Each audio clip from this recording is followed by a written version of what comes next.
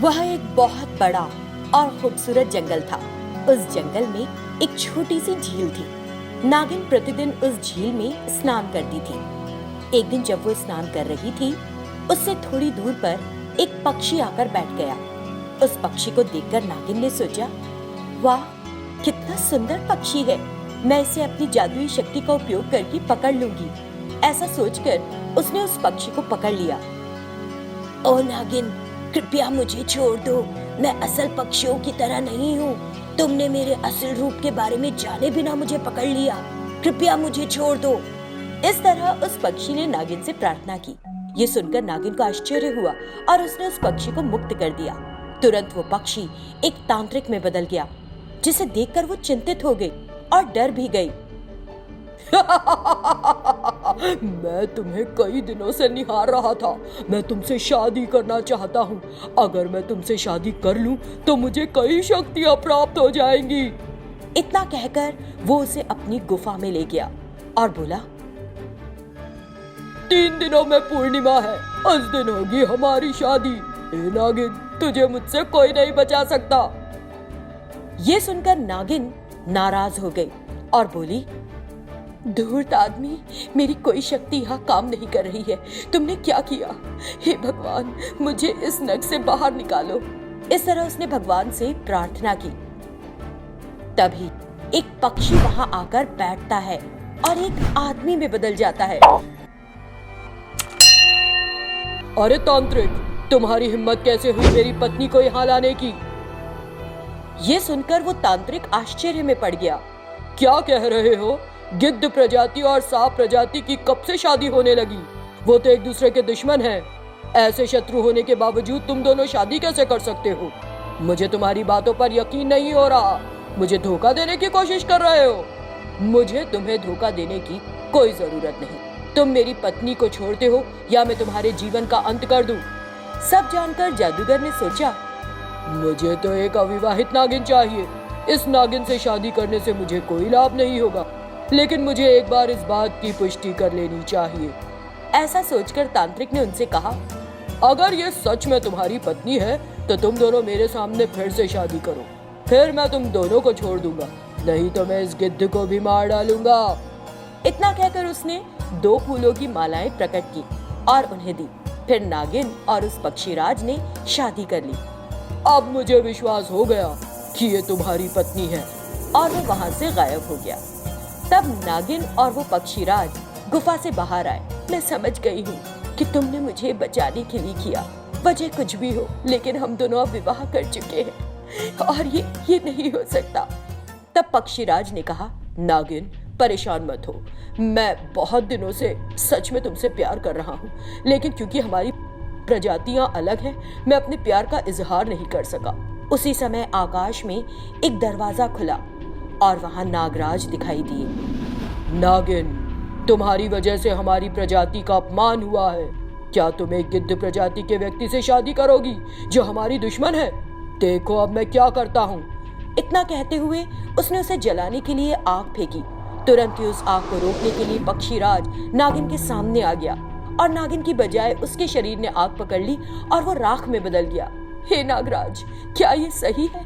हमारी प्रजातियां अलग हैं, लेकिन उसका प्यार सच्चा था। उसने मेरी जान बचाकर अपने प्यार को साबित किया। मैं उसके बिना अपना जीवन क्यों जीऊं? मुझे भी मार दीजिए। निर्दयी बनकर किसी को मार देना आपके लिए बहुत आसान है। इतना कहकर वो जोर जोर से रोने लगी। उसकी आंखों में आंसू देखकर नागराज को दया आ गई। ओ नागिन, विलाप न कर। उसने वास्तव में मुझे अपने बलिदान से हरा दिया है। उसका प्रेम वास्तव में सच्चा है। इतना कहते हुए नागराज ने उसे फिर से जीवित कर दिया। तब नागिन और पक्षीराज ने नागराज का धन्यवाद किया। देखो, तुम दोनों के लिए अलग अलग प्रजातियों के रूप में रहना ठीक नहीं होगा। मैं तुमको किसी भी एक प्रजाति में पूरी तरह से बदलने का मौका देता हूँ। तय कर लो किस प्रजाति का बनना है। दोनों ने कुछ देर सोचा और कहा, हे नागराज, हम अपनी प्रजाति की बजाय इंसानों के रूप में जीना पसंद करेंगे। जरूर, ये एक अच्छा निर्णय है। इतना कहकर नागराज ने उन्हें आशीर्वाद दिया और अदृश्य हो गए। नागिन और पक्षीराज इंसानों में बदल गए। फिर वे पास के गांव चले गए और खुशी खुशी रहने लगे। वह एक सुंदर जंगल था और वहां एक बड़ी सी गुफा थी। उस गुफा में एक नागिन रह रही थी। एक दिन एक औरत अचानक एक बच्चे को उस गुफा में लेकर आती है। उस औरत को देखकर, तुम कौन हो? यहाँ क्यों आई हो? मेरा नाम गायत्री है। मैं इस जंगल के आखिर में सेठ लोगों के घरों में रोजाना काम करती हूँ। ऐसे ही आज सुबह मैं महालक्ष्मी मालकिन के घर काम करने के लिए गई तो मैंने उन्हें वहां मरा पाया। एक जादूगर तंत्र पूजा करके इस बच्चे को मारने की कोशिश कर रहा था। मैंने इस बच्चे को वहां से उठाया और भाग ली। दौड़ते हुए यहाँ तक पहुंची हूँ। आपको इस बच्चे को बचाना होगा माँ। डरो मत, मैं हूँ यहाँ इसकी रक्षा के लिए। इस बीच महालक्ष्मी का पति बच्चे को तलाशता वहां पहुंच जाता है। गायत्री, कहाँ हो तुम? ये मैं महेश हूँ। इस तरह उसने जोर से पुकारा। गायत्री ने नागिन से कहा, महालक्ष्मी मालकिन के पति महेश आए हैं। मैं इस बच्चे को महेश सर को दे दूंगी और बताऊंगी कि मैं उसे यहाँ क्यों ले आई हूँ। ठीक है, उसे बुलाओ जरा। महेश सर, मैं इस गुफा में हूँ, अंदर आ जाइए। ये सुनकर वो वहां आया और बोला, मैं तुम्हारा कैसे धन्यवाद करूं गायत्री, तुमने मेरे बच्चे को उस जादूगर से बचा लिया। जब गायत्री उस बच्चे को महेश को देने लगती है तो नागिन ने उसे रोका। गायत्री, जरा ठहरो। महेश, तुम उस जादूगर के बारे में कैसे जानते हो?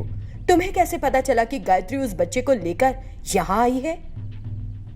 तभी अचानक उसने गायत्री पर चाकू से हमला किया। उस बच्चे को उससे छीना और वहां से भागने लगा। गायत्री ने घायल हालत में कहा, नागिन देवी, प्रार्थना है आपसे, उस बच्चे को बचाएं। वो जोर से चीखी और मर गई। जब महेश बच्चे को लेकर भाग रहा था तो नागिन ने उसका पीछा किया। रास्ते में वो एक जगह रुक जाता है और उस जादूगर में बदल जाता है।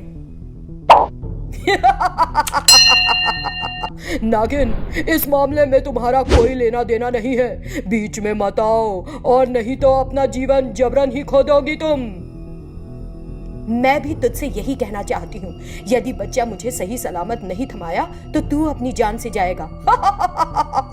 नागिन, अगर मैं इस बच्चे की बलि देता हूँ तो मुझे कई अद्भुत शक्तियाँ मिलेंगी। मैं तुम्हें भी उस शक्ति से और शक्तिशाली बना दूंगा। मेरा भरोसा करो, मुझे मत रोको, मेरी मदद करो, तुम्हारी जिंदगी बदल जाएगी। हाँ, मुझे इस तरह की भ्रष्ट जीवन की आवश्यकता नहीं है। मुझे वो बच्चा दो। वो जादूगर क्रोधित हो गया। उसने उस पर जादुई मंत्र फेंका। नागिन ने भी उस पर जवाब में एक जादुई मंत्र फेंका। इस तरह वे आपस में लड़ने लगे। अंत में वो अपनी जादुई शक्तियों का उपयोग करके नागिन पर एक चाकू फेंकता है। नागिन उस चाकू के लगने से घायल होकर गिर पड़ती है। भगवान शिव, मैं अपने जीवन को लेकर चिंतित नहीं, लेकिन प्रार्थना करती हूँ उस बच्चे को बचाइए। वो उस नन्हे से बच्चे को मारने की कोशिश कर रहा है। उसे समाप्त कर दीजिए, उसे नष्ट कर दीजिए। इस तरह उसने भगवान से प्रार्थना की और रो पड़ी। इस बीच वो उस बच्चे को लेकर वहां से भागने लगता है। उसी समय अचानक आकाश में एक तेज प्रकाश दिखाई दिया। कहां जाओगे? तुम इस बच्चे को इतनी आसानी से नहीं मार सकते। उस बच्चे को नागिन को दे दो और चले जाओ यहां से, नहीं तो तुम अपना जीवन खो दोगे। मुझे इस बच्चे को मारना है और ये करने से मुझे कोई नहीं रोक सकता। इतना कहकर वो फिर जोर जोर से हंसने लगा। तब उस प्रकाश से उस पर एक आग का गोला आकर लगा। बच्चा उसके हाथों से गायब हो गया और नागिन के हाथों में दिखाई दिया। आग में जल रहा जादूगर चीखने लगता है, भगवान शिव, मुझे अपनी गलती समझ में आ गई है।